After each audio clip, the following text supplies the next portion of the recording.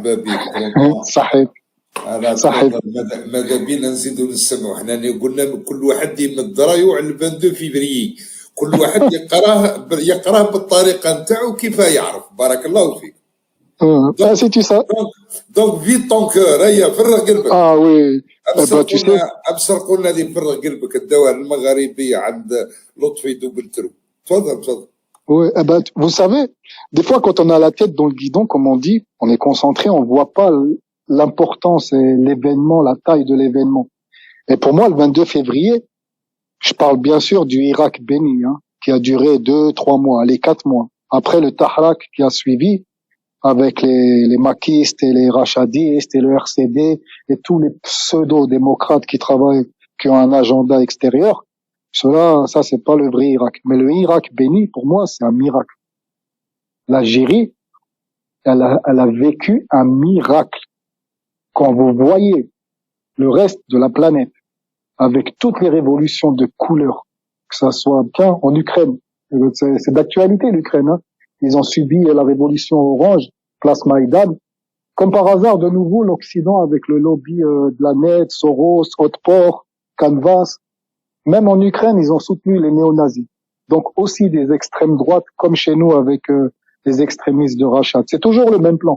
Quand vous savez ce qui se passe à l'extérieur, au niveau géopolitique, les déstabilisations, les régimes change, comme ils appellent ça, changement de régime, et que vous voyez ce qui est arrivé à l'Algérie, on a changé, parce que je vais vous lire un petit extrait du discours de M. Tebboune après au Qatar, c'est lié à ce que vous faites comme live ce soir, mais quand vous voyez qu'en Algérie, il y a eu 0 goutte de sang versée, même pas une vitre brisée, on a mis 2 premiers ministres en prison, plein de ministres, plein de hauts responsables qui sont partis faire un tour à la justice et qui ont été condamnés, et que dans les autres pays, soi-disant démocratiques, je vous prends l'exemple des Gilets jaunes, 11 morts, plus de 30 éborgnés, à Hong Kong, des morts, même en Iran, où ils ont fomenté une fausse révolution, il y a eu des blessés et des morts.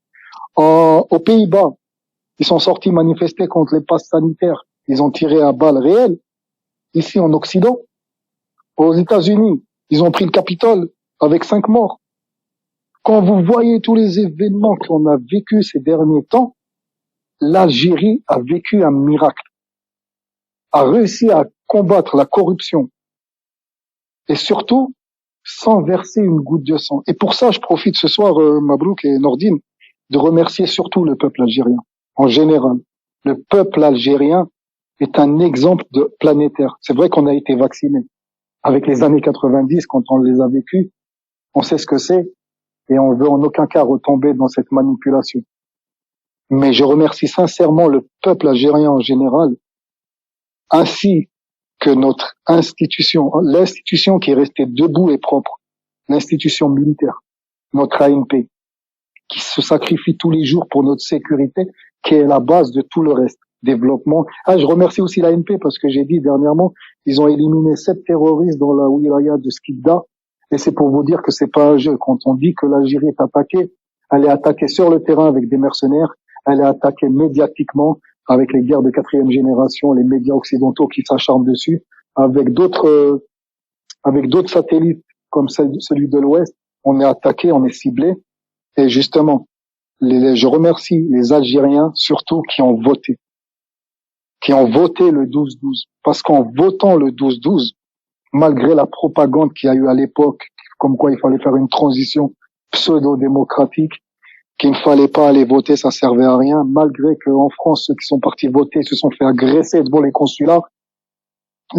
J'ai pas oublié tous les événements, et je tire chapeau à ces personnes qui ont posé un bulletin de vote dans l'urne. Et je tire encore un plus grand chapeau à ceux qui ont voté Monsieur Tebboune. Donc je remercie vraiment ces personnes parce qu'ils ont sauvé l'Algérie, ils ont sauvé la région Afrique du Nord. En sauvant l'Algérie, vous sauvez la région d'Afrique du Nord, le Sahel. En sauvant l'Algérie, vous sauvez aussi le Sahara occidental et la Palestine, les causes nobles, quand jamais on déviera d'un iota. Et ça va même plus loin. Région MENA, région de la Ligue arabe, l'Afrique entière.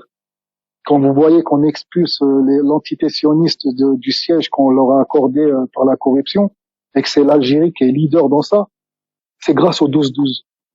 Et aussi au président qu'on a mis en place. Donc les personnes qui ont voté Tebboune, je les remercie infiniment. Je fais partie de ces personnes. Parce qu'aujourd'hui, on récolte seulement les fruits de ça. Toutes les victoires que l'Algérie est en train de marquer, couper le gaz à côté, couper toute relation diplomatique, l'espace aérien aux colons français, la libération du Mali avec l'aide de la Russie, c'est l'Algérie. En moins de 2 mois de lutte au Mali avec l'Algérie et la Russie, on a éliminé plus de mercenaires que les 9 ans que Barkhane et Takuba et tous ces colons, tout le travail qu'ils ont fait.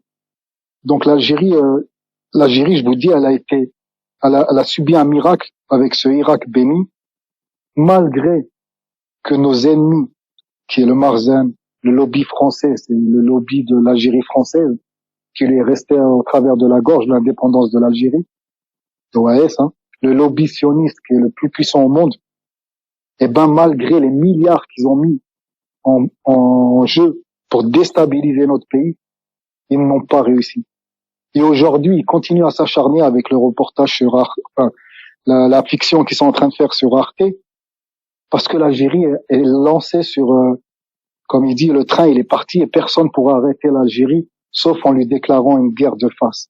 Et ça, personne ne le fera parce qu'ils savent très bien la puissance militaire et maritime qu'on a. Donc, c'est vraiment une victoire et ça, on le doit aussi grâce au 22 février et aux Algériens qui sont sortis pacifiquement, qui ne sont pas tombés dans le piège de la manipulation, parce que le but, en fin de compte, c'était d'avoir la masse critique. C'est-à-dire avoir une masse importante, critique, pour pouvoir retourner les institutions. Et ça, ils n'ont pas réussi avec tout ce qu'ils ont dépensé, leur expertise en Yougoslavie, leur expérience partout dans le monde, ils n'ont pas réussi dans un seul pays, c'est l'Algérie. Et ça, c'est grâce à son peuple. Je répète, son peuple, il est incroyable, et ses institutions sécuritaires. Parce que pour que ça se passe pacifiquement, il faut aussi bien les civils soient pacifiques que les forces de l'ordre soient pacifiques. Et on a réussi à voir quoi? Je vous dis, c'est les élections qui ont tout débloqué avec l'instance nationale indépendante des élections. Grâce à ça, on a pu renforcer nos institutions présidentielles. On a voté démocratiquement, légitimement élus. Les élections parlementaires, très très important. C'est aussi des institutions de l'État qu'on a renforcées avec des élections. Après, ceux qui n'ont pas voté, c'est leur choix, je respecte, mais qui viennent pas pleurer après. Nous, on a posé notre voix, il faut qu'on la respecte. Surtout si vous me parlez de démocratie, les opposants, respectez le choix démocratique du peuple algérien. Les élections locales, ça aussi c'était une avancée. N'oublions pas la nouvelle constitution, la constitution algérienne qu'on aurait pu faire passer sans référendum. Mais malgré ça, le gouvernement, il a offert le référendum et moi j'ai voté pour. Parce qu'il y a les 3 piliers, arabité, islamité, amazérité. Et c'est sur ça que nos ennemis ont toujours joué pour exploser notre pays. Et maintenant, ces 3 piliers sont institutionnalisés et personne ne pourra les toucher. Parce qu'on a fait des réformes au niveau de la justice, au niveau des lois de finances et des lois électorales. Quand je parle des lois électorales, c'est-à-dire si vous voulez faire de la politique, libre à vous. Mais vous utilisez plus la religion. Vous utilisez plus les ethnies, les régions d'Algérie pour faire de la politique. Proposez votre programme en toute transparence, sans argent, financement qui vient de l'extérieur, et c'est le peuple qui tranchera démocratiquement. Donc, alhamdoulilah, le 22 février a fait qu'on ait renforcé nos institutions, et ça, M. Tebboune, il a beaucoup participé. On a renforcé aussi notre système sécuritaire, tout ce qui est lié au niveau du combat contre le terrorisme, les frontières, la contrebande des produits subventionnés algériens. C'est une fuite, c'est une hémorragie. Notre ANP, allez regarder de temps en temps le tableau de chasse de l'ANP. Chaque semaine, ils relèvent tout ce qu'ils ont arrêté comme trafiquants de drogue, comme saisie de carburant, de produits subventionnés, des marteaux-piqueurs, des générateurs pour ceux qui pillent l'or dans le sud. Et ça, c'est un travail monstrueux de notre ANP. Donc, je retire encore chapeau à nos jeunes soldats et leurs responsables qui font un travail immense dans l'ombre, mais qui porte ses fruits. Et on a aussi combattu la lutte contre la corruption en Algérie, les spéculations. Vous vous rappelez le problème de l'huile. Tout ça, c'est justement pour faire sortir les gens, le peuple dehors contre ces dirigeants. Et quand vous voyez qu'on met des lois, 30 ans de prison ferme pour les spéculateurs et ceux qui ont un monopole sur des produits de denrées importants, ça aussi c'est une avancée, c'est une protection pour le peuple. Et juste avant de finir encore, il y a aussi, on a renforcé notre économie. Je rappelle pas qu'en 2022, ça va être l'année de l'économie pour l'Algérie, avec des méga projets gigantesques au niveau du fer, du phosphate, le port de Djenjen, qui va être un port d'Afrique. Il va pas être seulement le port de l'Algérie, mais ça va être un port d'entrée de l'Afrique continentale. Et juste avant de quitter, j'aimerais vous dire justement ce que M. Tebboune a déclaré à la communauté algérienne établie au Qatar, parce que ça aussi c'est une avancée majeure que enfin nos responsables politiques se préoccupent des Algériens qui sont à l'étranger, discutent avec eux, leur offrent des possibilités. Je suis le premier témoin avec l'ANAD, l'Agence nationale d'aide au développement entrepreneurial. J'ai pris contact avec eux. Ils ont une plateforme internet. Tout le monde peut s'inscrire et vous allez recevoir de l'aide parce que je prépare mon retour en Algérie. Et ça, je vois que l'État fait tout pour sa diaspora établie à l'étranger.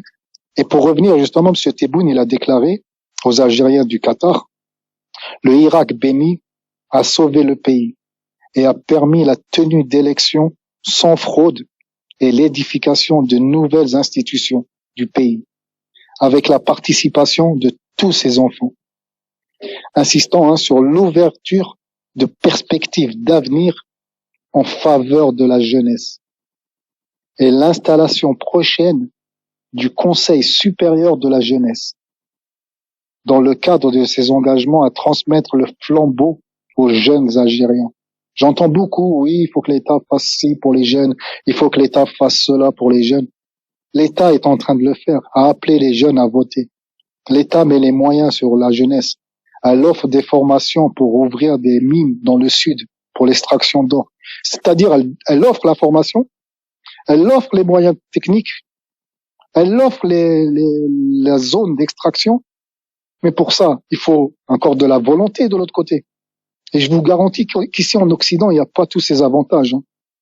Donc, c'est aussi la même chose au niveau de la pisciculture. La formation est offerte, l'investissement, et il y a une aide à l'investissement. Et quand vous voyez aussi le chômage qui va être installé prochainement, écoutez, l'Algérie offre un chômage à la jeunesse sans pour autant que les travailleurs cotisent dans leur fiche de paye. C'est du jamais vu. Ici en Occident, on a notre salaire et il y a un prélèvement dans notre salaire pour l'assurance chômage. En Algérie, non. On vous prélève pas cet impôt sur votre fiche de paye, mais par contre, on va mettre en place une aide chômage pour la jeunesse qui est très importante. Et ça, c'est que en Algérie que je l'ai vu. C'est vrai qu'il y a toujours des points à améliorer. Je dis pas des points négatifs, je dis toujours des points à améliorer, mais c'est pas sur les réseaux sociaux, qui est l'outil des sionistes, que je vais développer ça. Moi, je préfère aller sur le terrain, proposer mes services, mon savoir-faire, et surtout transférer le savoir-faire que j'ai acquis ici en Suisse, l'installer là-bas en Algérie. Et c'est comme ça que je peux aider mon pays. Voilà, Nordine, je vais pas faire trop long, mon frère. Je suis occupé, mais je te remercie encore pour le live et Monsieur Mabrouk aussi. Et je laisse la parole au suivant. Merci de m'avoir écouté. Bravo, Rachid, merci beaucoup. La mauvaise nouvelle, qui vous est occupé parce que moi j'espérais que vous restiez encore un moment au cas où il y a des gens qui mentent, qui veulent vous poser des questions, parce qu'avec un très bon français que voici, donc on espère toucher la diaspora. La bonne nouvelle, c'est que Bachar Maoutina, je vais rentrer en Algérie. Ça serait un honneur et un bonheur de vous rencontrer, frère. Merci. Merci. Si vous avez un peu de temps, je veux bien que vous restiez encore un moment. Non, je dois aller travailler, mais je peux vous dire quand même que j'ai eu la chance d'avoir ici à Berne, il y a l'ambassadeur, et puis chaque ambassade à l'étranger a son conseiller spécial justement pour le retour des Algériens. Et j'ai discuté avec lui. Comme par hasard, il vient de la même région que moi, d'Algérie. Ça a été un plaisir de faire sa connaissance. Et je suis aussi en contact avec le ministère de l'enseignement supérieur parce que le projet, il est justement dans l'économie du savoir. Et quand les gens prennent les initiatives, vous avez les portes ouvertes aujourd'hui au niveau des responsables de l'État. Et comme il dit, M. Tebboune, celui qui est pas apte à son poste, on le remplace. Et vous l'avez vu plusieurs fois avec, au niveau du sport, quand nos handicapés, au niveau des Jeux Olympiques, ils ont été mal accueillis, on l'a changé. Là, on vient de changer la ministère de la Culture. Donc, celui qui n'est pas productif, qui n'a pas un bon rendement à son poste, il laisse sa place. Et ça, c'est la méritocratie. Et il n'y a plus de pistonnage. Alhamdoulilah, c'est ça l'Algérie nouvelle. Merci Nordine encore. Inch'Allah, je remonte plus tard. Mais là,